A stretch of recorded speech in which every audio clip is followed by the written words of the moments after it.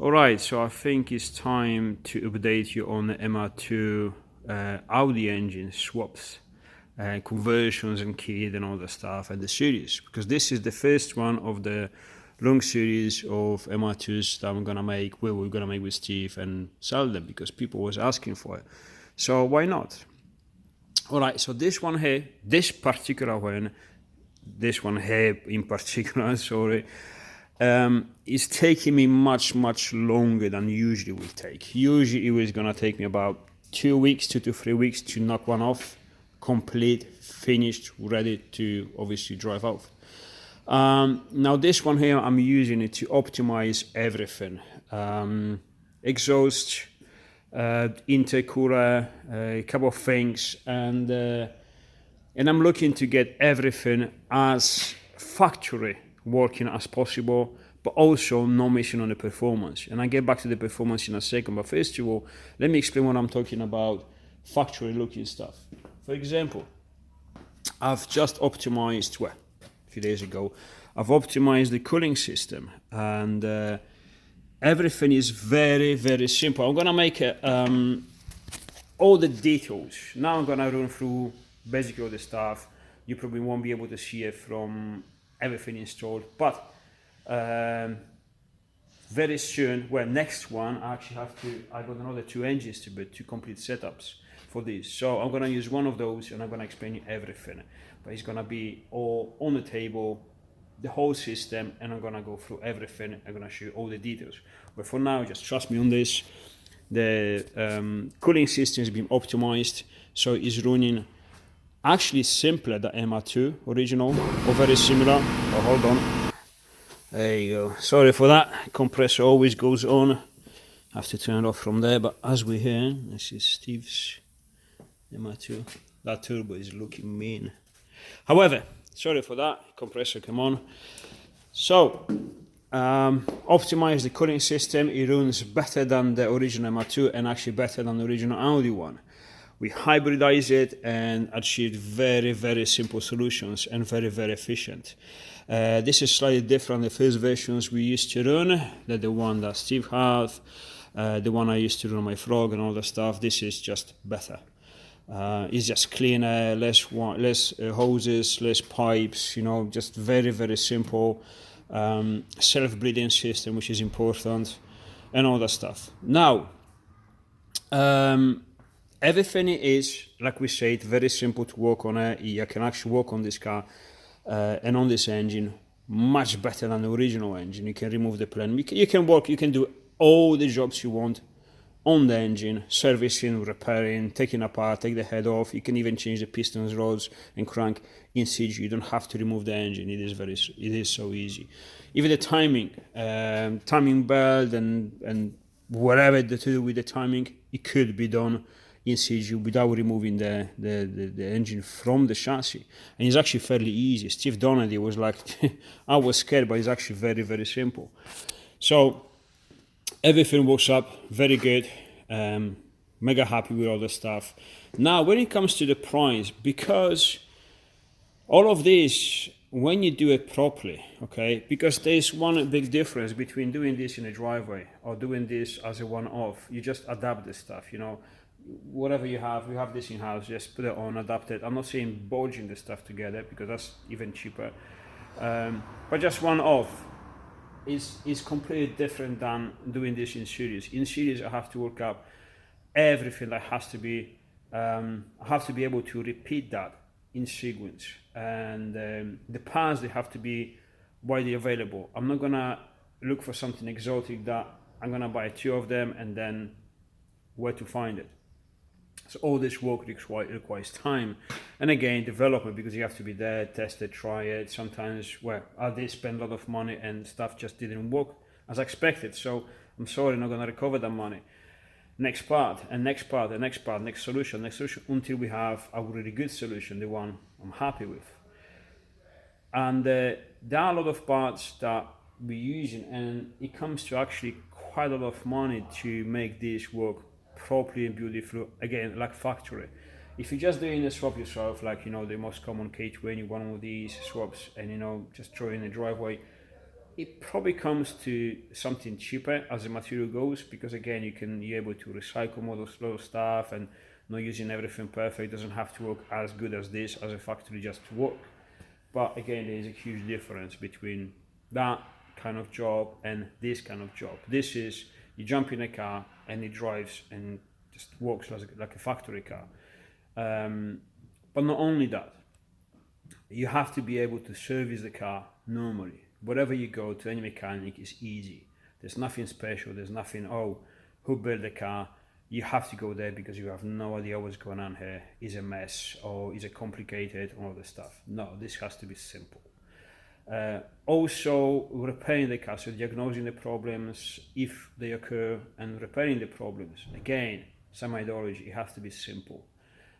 This comes pretty much from building race cars, because in a race we had to be able to diagnose and repair the stuff very, very quickly, between the races, in one weekend. So it has to be all very, very simple and easy.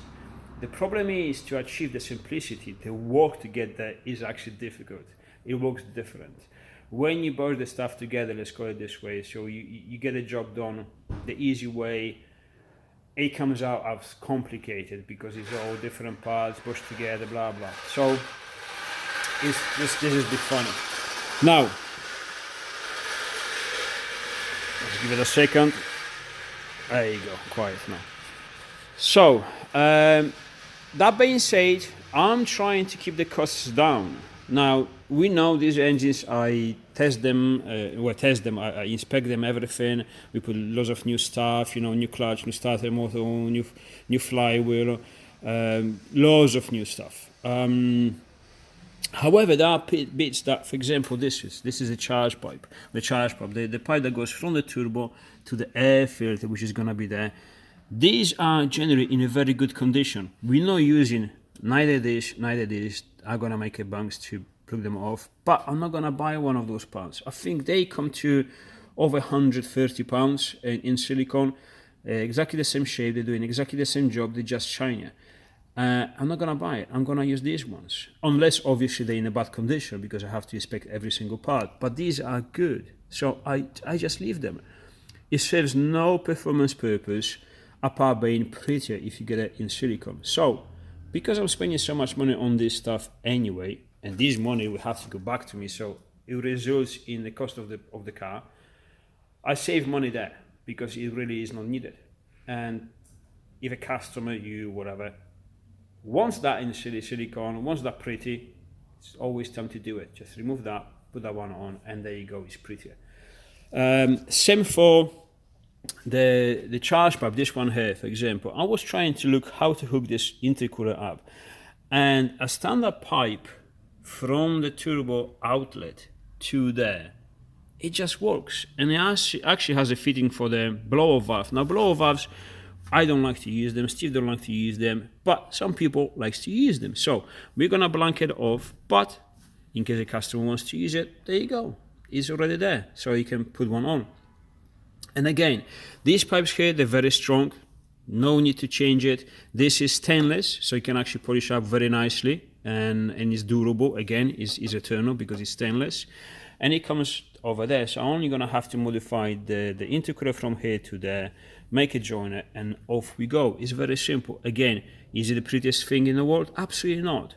I can make it all in shiny, nice aluminium, apple pies, weld it up, but it's gonna take time and it's gonna take material. That time and material will cost additional money. Now, if that part there does the job absolutely fine, no improvement whatsoever to make it pretty, I leave it as it is because we're saving money. Now, there are parts that we cannot save money. There you go, we save them for those parts, but if we can, let's put the price down. What else? For example, these engines, we know, I leave them with the standard turbos, all the stuff, all the bits. However, now as we come to the performance parts, exhaust, for example, this is a 3-inch stainless exhaust. Yes, this is the position it's gonna be. I'm just mocking the stuff up for now, making stuff here. This is from the turbo, from 3.5 inch to 3-inch reducer, and then all the way down 3 inch. This is 316 stainless. This will look as good as you see it now for always, forever. There's no lifespan. They're gonna look as good as you see it. Usually exhausts are made in 304 stainless, which is cheaper. However, when that stainless goes through these heat cycles, it likes to rust. It will show superficial, I'm not covering the microphone, am I? Hopefully not. It will show the superficial rust, which it looks good, excuse me, within a couple of weeks, but then it gets rusted. So yes, I do spend my money on a 316 stainless, but I make sure these are good. No MIG welding on this, everything is TIG welded. Now, does the standard engine at 250 brakes and the standard turbo needs a 3-inch exhaust? No. No. It will do with a 2.5-inch, no problems. However, what I want to supply is because this stuff is actually fairly expensive. It takes some amount of work. I'm sorry, it's winter. It takes a bit of work. Let's do it properly.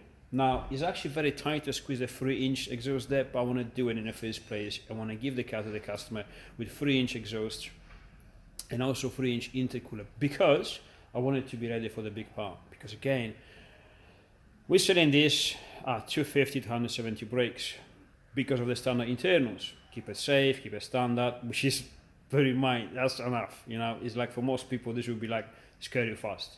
However, the limit of this engine we know is sky high. So by having the exhaust system and having the intercooler system already all 3-inch, it is ready for big part if you want to, you know, upgrade all the stuff. So same for the intercooler. I'm not saving money. This is a tricky intercooler, and I like it because it's quite compact, but it's like a double one. So it's very thick, and I think this has a very good flow. This is actually designed for the 3-liter engines as an upgrade. So for a small 1.8, this is more than enough. Obviously now I have to make a struts.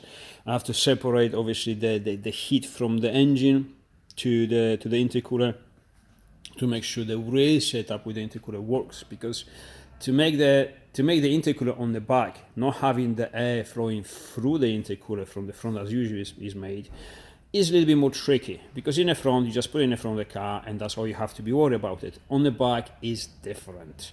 However, there are ways to make it work, and there are ways to make it work very efficient. So that's what we're going. Initially I was going with a charge cooler, but the charge cooler, fortunately, it requires water pump, requires pipes, requires another radiator on the front, it requires an overflow bottle and electrics and other system, and I opted not to use it. First of all, because it will free me the space up here.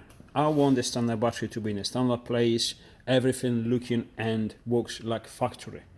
The charge cooler, if I put it here, I will have no space for the battery. The battery will have to be inside the car. There is a space inside the car to put the battery. There's a space in the front of the car if you want to put your battery there. However, I don't want to go that extreme. Again, I want these cars to work as it came from the factory. So easy, you know, don't go too extreme.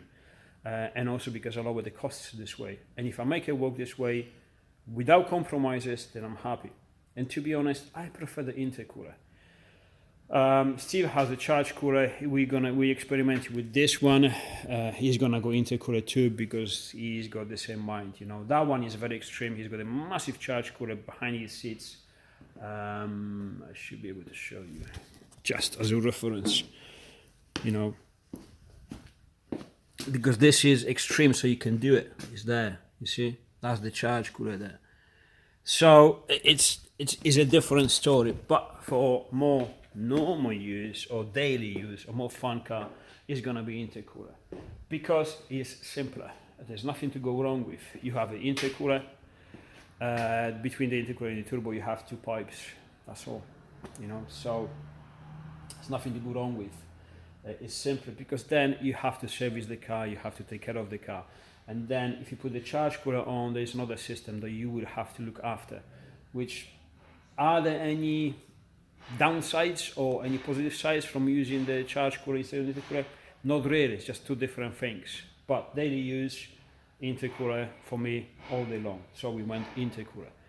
And we went Nothing small, because much more quarter of this size will be enough for this engine now, but I'm going full size, 3-inch, all performance, even if the engine only is gonna only making about 250 brakes, but again it's ready for big power, more than twice that it is now. Again, you see, for example, the drive shaft there is not bolted on. The drive shaft, I'm making the hybrid drive shafts, I'm making them from brand new shafts, new CV joints, new everything. And this, one of the reasons this is going very slow is that I'm making a list of everything. So all the joiners, silicone joiners, all the clamps, all the small things, the bolts, for example, that put my my engine mounts, the original ones don't fit. Usually the original ones, they're not there, because when they remove the engine from the chassis, obviously they keep the bolts, so they throw them away, so we don't have them. And they are a bit trickier as the thread and the size. So new bolts everywhere. New bolts for the CV joints, because again, when you have these engines, these cars from wherever you buy them, they never come with the bolts. Plus, all those bolts, all this nuts, all this stuff, we want them fresh, we want them new. So again, list of everything. And we need these bolts, this long, these quantities, and yeah, the list is endless. You think this is very simple, but no, there's loads of stuff to go with when you do a proper fuel lines. There's a new fuel lines there. We simplify the fuel rate, and the fuel lines there, obviously they new. They have to go inside the car. Now, the original engine has a system that is called returnless, no return fuel line. So it pressurizes the fuel that goes to the rail already in the pump setup. Okay, this engine uses a return line. So the pressure valve is actually here on the rail. So we have the fuel goes into it and then comes back to the fuel tank, which is better because you cool the fuel down. But this pump is set up in a different way, so we have to take the whole side of the pump and modify it and run additional fuel line, the return line. So all the lines, all the clips and everything, the fittings, all brand new. So again, another list and more and stuff. And trust me when I say I spent thousands this last few weeks, like loads of money. The time I'm spending in a workshop is huge. Partially because I'm doing this, but also obviously, yeah, I'm working on my rally bike, so yeah, this consumes some time as well. You know, we make Andrew made some molds to reproduce my fuel tank in carbon fiber and all that stuff. So yeah, there's loads of stuff going on. But I can do it because now today, for example, the silencer arrived, the intercooler arrived, I have some 3-inch pipes, but the flex seat didn't arrive, so I have to wait. It should be in today. It's probably going to be tomorrow now if they deliver on Saturday. If not, it's going to be Monday. So again, waiting. Now next week, I was hoping to finish this week, but it's going to be next week. And then next week, unfortunately, I have, fortunately, I have 2 setups as engine mounts and all that stuff, and then drive shafts to assemble and send, one to America, one to Poland. It's going to be very busy because part of the job that I'm doing on this week, it will have to be transferred to the next week because the parts are going to arrive late. And there's nothing I can do. So next week is going to be mega busy. So maybe today and tomorrow, if stuff actually doesn't arrive, I can spend some time building my rally bike. So yeah, it gets busy here. The workshop is getting tidier and less tidy at the same time because, you know, it is what it is. We really have to sell the Silvia. You know, I really have to pull my finger out, glue that windscreen that's always left, you know, get a temperature sensor in and get it out, clean it, make a couple of videos with a running burnout, with a massive, you know, diesel engine in it. And really sell it because we need that space actually, because this is now going to be a production line. So yeah, this is the update. Everything is going forward. Now, like I say, I'm trying to optimize everything to the perfection, to the very last bottom, to the last screw, to the last bolt, to the last nut, to the last washer, to say it this way. And again, trying to find a good balance between what we leave in as from the standard engine setup and what we replace it. Trying to make it as affordable as possible, but also not compromise anything from performance or reliability. So again, there's a lot of work to be done in that regards. and it takes time. There's nothing I can do. You know, sometimes all of the stuff you have to wait, and then you have to test it. So, but we nearly there. We're almost there. I've got all the system worked out. I just have to reassemble the stuff, see how long it takes, working out the costs and all the stuff, and then I'm working on those two engines. I'm gonna have the next ones. I'm not gonna do one, but I'm gonna build two at the same time, and I'm gonna use one of them to show you exactly how it works. So the cooling system, I'm gonna show you the electrics roughly, how we trick them, couple of things that you have to move in order to put that engine in that, how much stuff we can remove from those engines, which is incredible. You can remove so much stuff, is unbelievable. And by removing all the stuff, we're removing 90% of chances of something goes wrong, because people who say these engines are not reliable, they're completely wrong. These are extremely reliable engines, extremely durable and strong engines, but they have a lot of vacuum and pressure valves and recirculation valves, all for the emissions and all the bullshit we don't really need. True. Once you remove that stuff, because it gets all these pipes, they get brittle, sometimes they crack, so you have air leaks to some valve or solenoids and stuff like this. The engine starts running lean or rich or no right, and then you have problems. It's like, oh, this engine is not reliable. No, it's you not taking care of it. People use them for 10 years, not touching them, just changing the oil, if they're lucky, put some fuel, and off you go. And that's bad for any engine, no matter how reliable or unreliable it is. But by removing all of the stuff and making everything simple, we're removing 90% of the stuff that could go wrong around the engine. So this is a very good setup. I really like it. However, yes, one of them is going to be here on the bench on this table here. It's heavy duty one. Remember, we had a W12 on this table, including the gearbox for the Bentley. It was mega heavy, and this stays in one piece. So this can support probably 10 of these engines. Maybe not 10, but 5. But we're gonna have one here, and I'm gonna show you everything, including the intercooler, so the charge system.